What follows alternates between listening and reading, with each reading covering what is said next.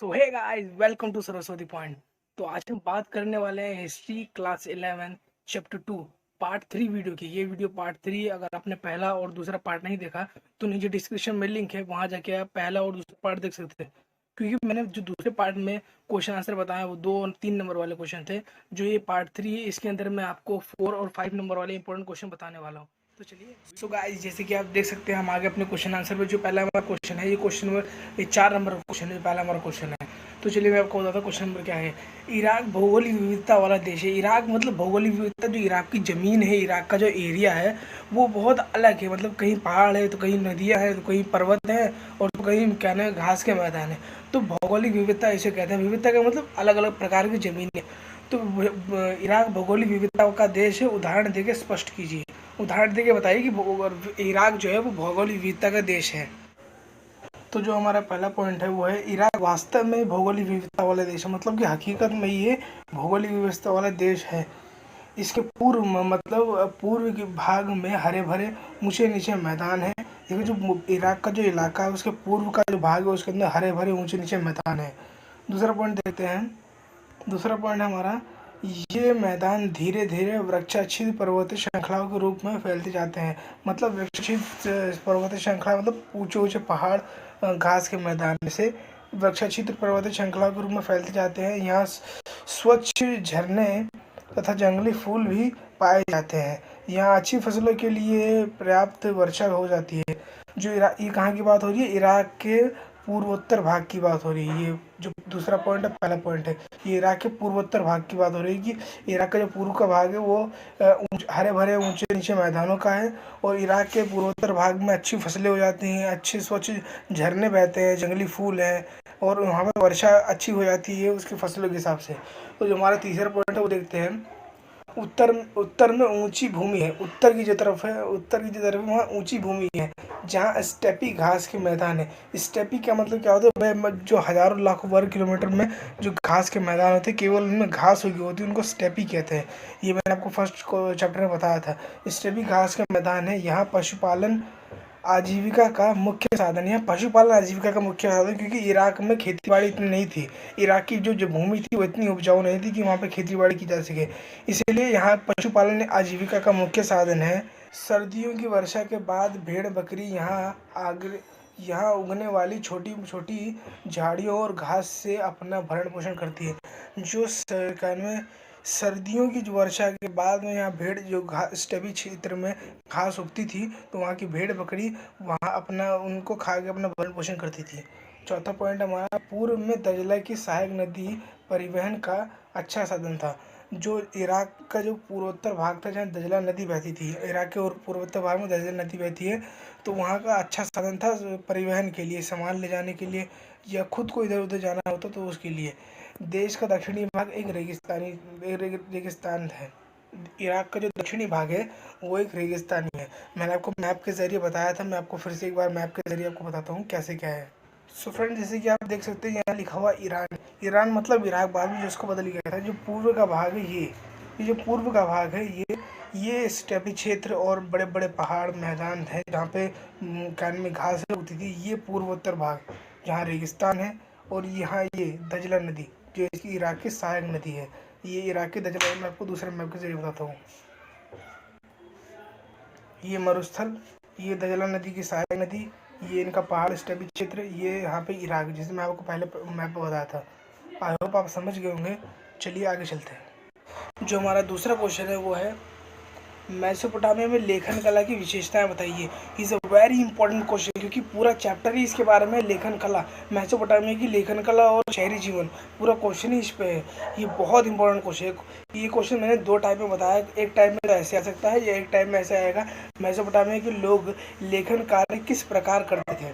Mesopotamia के लोग जो तो लिखने पढ़ने का कार्य किस प्रकार करते थे, तो चलिए वो देखते हैं हम। मेसोपोटामिया के लोग अपना हिसाब किताब रखने के लिए मिट्टी की पट्टिकाओं पर लिखते थे। मैंने आपको पहले इस वीडियो में पहले पार्ट 2 और पार्ट 1 में बताया था मिट्टी की पट्टिकाएँ कैसी होती थी। चिकनी मिट्टी को ये लोग गूंथ के एक स्लेट जैसा, एक क्या नाम है, पट्टिका जैसे पट्टी जैसा बना लेते थे। मिट्टी को गूंथ के और उस पर नोकीली चीज़ से उस पर लिखा करते थे। तो ये अपना हिसाब किताब मिट्टी की पट्टिकाओं पर लिखते थे। पट्टिका तैयार करने के लिए लिपिक चिकनी मिट्टी को गीला करके गूंथ लेते थे, फिर उस पे थपकाकर एक ऐसी पट्टी का रूप देते थे जिससे वह आसानी से अपने एक हाथ में पकड़ सके। मैंने जैसा आपको पहले बताया कि ये मिट्टी की पट्टिका हो, ये मिट्टी को गूंथते थे, मिट्टी की जो चिकनी मिट्टी होती है उसको गूंथ कर, जैसे हम आटा गूंथते वैसे गूंथ लेते थे, तो और उसको इस प्रकार बनाते थे कि उसकी एक हाथ में उनके आ जाए। मतलब जिस हमारे मोबाइल की जितनी इतनी बड़ी पट्टिका होती थी कि एक हाथ में हमारे आ जाए। थपका कर एक पट्टिका के रूप में देते थे जिससे वह आसानी से एक हाथ में पकड़ लेते थे। हमारा हो गया। वे उसकी सतह को चिकना बनाकर सरकंडे की तीली की नोक से उसके नम चिकने सतह पर किलाकार चिन्ह बनाते थे। जो सरकंडे की जो एक लकड़ी होती है, सरकंडा आपने बहुत लोगों ने देखा होगा, सरकंडे की लकड़ी होती है, तो वो उस नोकली थोड़ी लकड़ी, वो सरकंडे की जो लकड़ी होती है नोकली होती है, तो उस नोक से वो उसकी चिकनी तली पर नोक से नम चिकनी सतह पर किलाकार चिन्ह बना देते थे। मतलब जैसे मैंने आपको पहले बताया था कि कैसे कैसे चिन्ह होते थे, पार्ट 2 जैसे वीडियो मैंने आपको बताया था, कुछ वैसे चिन्ह वो बना देते थे। लिखने के बाद पट्टिकाओं को धूप में सुखाया जाता था। सूखने पर पट्टिकाएँ पक्की हो जाती थी और मिट्टी के बर्तन जैसे मजबूत हो जाती थी।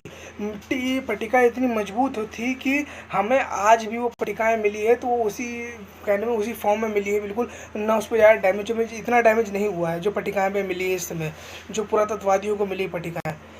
उस पर कोई नया चिन्ह या अक्षर नहीं लिखा जा सकता था। पट्टिकाओं का एक फ़ायदा ये था कि अगर मान लो कोई दस्तावेज हमने पट्टिकाओं पे लिखा है तो उस पर कोई दूसरा चिन्ह नहीं लिखा जा सकता, उसको बदला नहीं जा सकता था, केवल उसे तोड़ा या फेंका जा सकता था, उस पर कोई दूसरा चिन्ह नहीं लिखा जा सकता था। इस प्रकार प्रत्येक सौदे के लिए, चाहे वह कितने ही छोटे या एक अलग पट्टिकाओं की ज़रूरत होती थी। जो सौदा होता था, यह व्यापार होता था, ये सामान का आदान प्रदान होता था, तो वो चाहे जितने भी छोटी हों, उसको पट्टिकाओं पे लिखना ही पड़ता था, और पूरा होने पे उसको फेंक दिया जाता था पट्टिकाओं पर, उसको ऊपर दूसरा नहीं लिखा जा सकता था। जब उन पर लिखे हुए कोई हिसाब गैर ज़रूरी हो जाते थे तो उसे पट्टिकाओं को फेंक दिया जाता था। विशेषता मतलब कि जब हिसाब किताब पूरा हो जाता था, हमारा लेन देन पूरा हो जाता था, उसका कुछ रखने का फ़ायदा नहीं था, तो वो लोग क्या करते थे, उसे फेंक देते थे। लेकिन बहुत से लोगों ने उसे फेंका नहीं, तो वही पट्टिकाएँ हमें हमारे पुरातत्ववादियों को आज मिली हैं। तो जो इसको 2 पॉइंट में विशेषताएँ बताई गई हैं, क्यों लेखन कला के विकास के परिणाम स्वरूप दस्तावेज सुरक्षित रखना संभव हुआ। जो लेखन कला था हमारा, इसके वजह से क्या हुआ, जो दस्तावेज थे उसको सुरक्षित रखना संभव हुआ। इससे लेन देन का हिसाब किताब रखना सरल हो गया और सुविधापूर्ण हो गया। मतलब कि जैसे यहाँ लिखा हुआ है,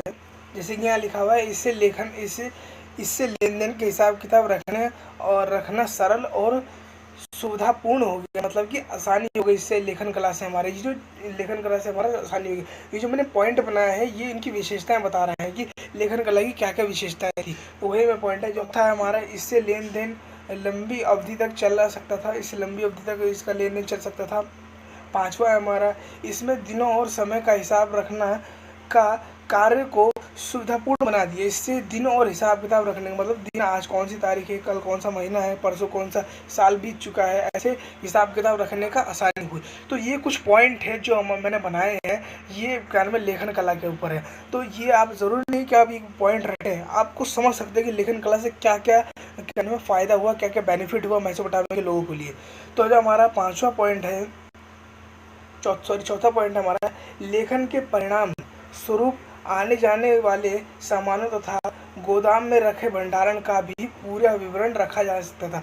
आपको सब पता है कि लिखने से हमारा क्या क्या फ़ायदा हो सकता है, तो वही इसमें लेखन कला में था। जो हमारा गोदाम में कितना माल पड़ा है, कितना नहीं पड़ा, सामान कितना गया, कितना नहीं गया, व्यापारी ने क्या बेचा आज, क्या नहीं बेचा, तो वो सारी चीज़ें लेखन कला से हिसाब से कहने में आसान हो गई। तो जो हमारा छठा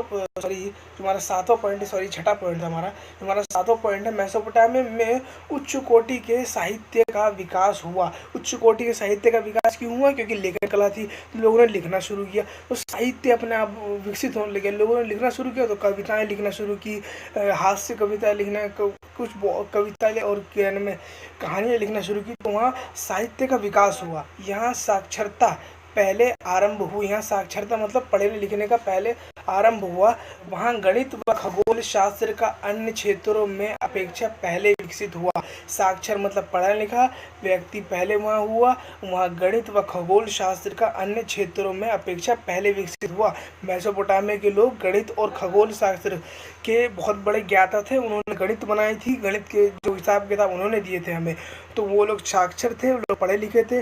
तो वहाँ गणित, खगोल विद्या और अन्य शास्त्र क्षेत्रों की अपेक्षा पहले विकसित हुआ। गणित वहाँ पहले आया, शास्त्र वहाँ पहले आया, खगोल पहले वहाँ आया, क्योंकि यहाँ पर पहले कहीं नहीं था कि लेखन कला वहाँ पहले शुरू हुई थी। तो यही वहाँ के पॉइंट्स हैं।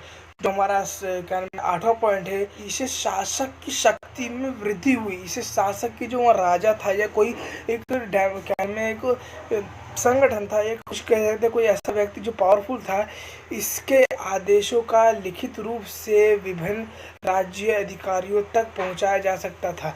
मतलब कि किसी चीज़ को अगर मान लो आज लागू करना है हमारे प्रदेश में, जैसे तो हम क्या करते थे, हमारे जैसे इंडिया में क्या है, अगर लागू करना है तो टीवी पे न्यूज़ आती थी। तो ऐसे यहाँ जब लेखन कला उपस्थित थी तो वो लोग क्या करते थे, इसको पूरे